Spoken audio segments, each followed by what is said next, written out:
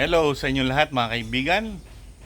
Ayan ang aming long pen na ginagamit namin sa mga sisiw. Pero tinanggalan ko na ng net. Wala nang net yan. Wala nang takip. Tapos may mga kailangan i-repair. May mga kailangan ng i-repair katulad yan tanggal. Tapos tanggalin na itong mga alambre. Yan mga makalawang na alambre. Yan pati mga hapunan. Tatanggalin ko na yan. Tapos medyo na-deform siya ng konti dahil sa, siyempre, nauulanan. Umaano yung pinakatarapal niya, nalalagyan ng tubig, nagpopondo. Kaya medyo lumundo siya sa gitna. Yan ang itsura. Dati ganito ang itsura niyan. Ayan, dati ganyan ang itsura. Yung meron siyang net. Ayan. Kasi para sa mga sisiw yan dahil nung padami kami ng sisiw, siyempre kailangan ng mga malalaking pen para sa kanila, para pag nilapag namin sa lupa medyo maliwalas ng konti yung maluwag ng konti yung kanilang pen. Kaya mga long pen, ayan, kinonvert namin na pang sisiw. Pero ngayon tatanggalin ko na yung net. Nakadalawa na ako pagtanggal na net. Yung isa na lagyan ko na ng partition sa gitna. Kasi para sa mga inahin talaga yan yung mga long pen na yan eh. Pero this time, ganito ang ginawa ko. Ayan na ngayon ang bagong itsura ng aming long pen. Nilagyan ko ng partition sa gitna. Nabubuksan ko. Ay, may anino eh. Ayan. Ano to? Aluminum to. Ito aluminum to. Aluminum.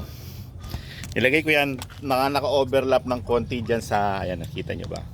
Sa mga naka-overlap ng konti para hindi sila nag-aaway, kasi pag walang overlap na ganyan, katulad niyan, overlap, pag wala yan, magkikitaan yung mga inahin dito. Syempre ilalabas niya yung ulo niya dito, yung isa dito, mag-aaway sila, medyo mababagsik pa naman yung mga inahin. Tapos nilagyan ko na rin ng yan, yung pinaka perch, hapunan, pati rin dito sa kabila. So ang isang long pen magiging dalawa na siya. Dalawa na yung pwedeng ilagay dyan ngayon. Ayan. Maluwag pa rin para sa isang inahin. Nilagay ko sa may damo para siyempre masaya sila, may damo. Ayan. Maluwag yan para sa isang inahin. Isang inahin, isang kwarto kumbaga. So ayan, tapos yung taas may tarp na secured naman, tas may lock para hindi sila nababasa at na didirektang init sa araw.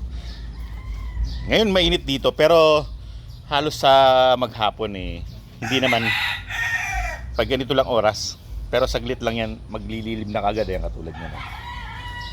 So ganyan ang itsura ng bago naming design. Bagong configuration ng aming long pen. So, puntahan ko na yung gagawin ko. Balik na tayo dito sa aking pwesto na gawaan. Ayan yung gagawin. Lalagyan ng partition sa gitna. Ito naman yung ginagamit kong pampartisyon.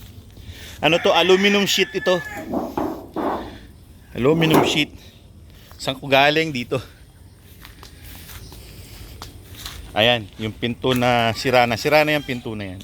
Kinuha ko lang yung mga aluminum sheet niya para makuha ko to. Ito hindi nangangalawang, so mas magandang gamitin. So assemble ko lang, madali lang na ma-assemble. Tapos papakita ko sa inyo yung finished product. Ngayon malinis na, wala nang mga alambreng dikit-dikit na kalawangin. Ito na ngayon yung ilalagay ko sa gitna. Tinupi ko sa dulo para medyo matibay. Aluminum yan, aluminum sheet. Ayan. Ganyan letter S. Yan. Para siyang yan ang shape niya. Ayan.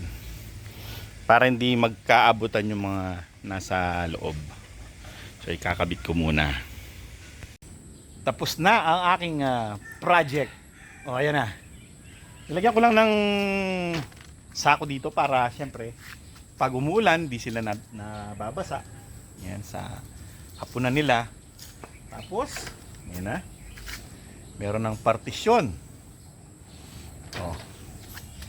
Napaka ano niya, no, di ba? Napaka neat niyan tignan. Kahit medyo lumang-luma na yung mismong long pen namin, neat pa rin siya. Basta maalaga ka lang gumamit tatagal yan. Bukod sa matibay yan dahil sa mga sinaunang ano yan mga sinaunang gawa yan yung mga sinaunang fly pen niya na kinonvert ng long pen. So, ilalagay na natin sa pwesto. Nakapwesto na ang pangalawang double na ngayon. Double na ngayon yung long pen namin. Tapos, etong isa. Yan. So, ilalagay ko ngayon yung mga inahin na to. Yung mga nakatali. Para yung mga stag, maitali ko na dyan. Oh, heto ngayon si Lemony. So, ayan na. Andyan na si Queen Bee. Oh, may mga damo siya dyan. Andyan na si Lemony. Kunan natin dito sa taas. Ayan si Queen Bee. Cozy siya dyan. Nandito naman sa kabila si Lemony. Lemony'ng matapang. Tapang si Lemony. Tapos dito sa kabila nandito si Gretchen. Yung aming LDT si Gretchen. Kaya Gretchen kasi gray siya. Gretchen.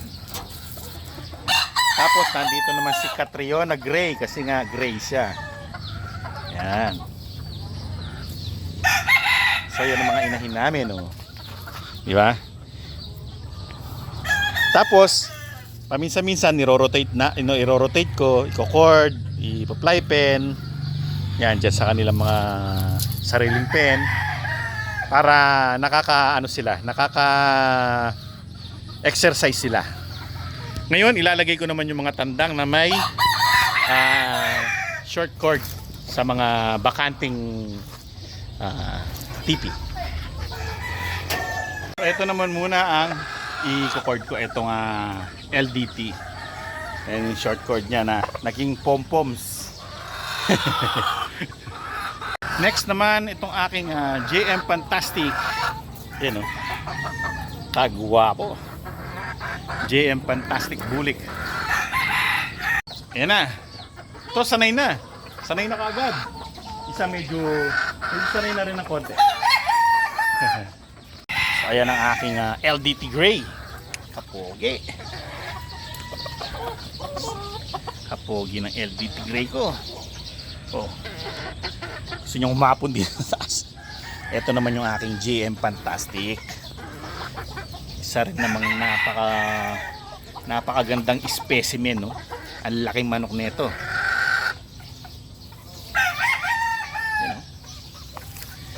So nandito, meron siyang mga katabing mga girls. So hindi siya maiinip. Ayan siya, ayan. Lagi ko itong ihimasin para maging maamo. Ayan yung mga pangalawang pen.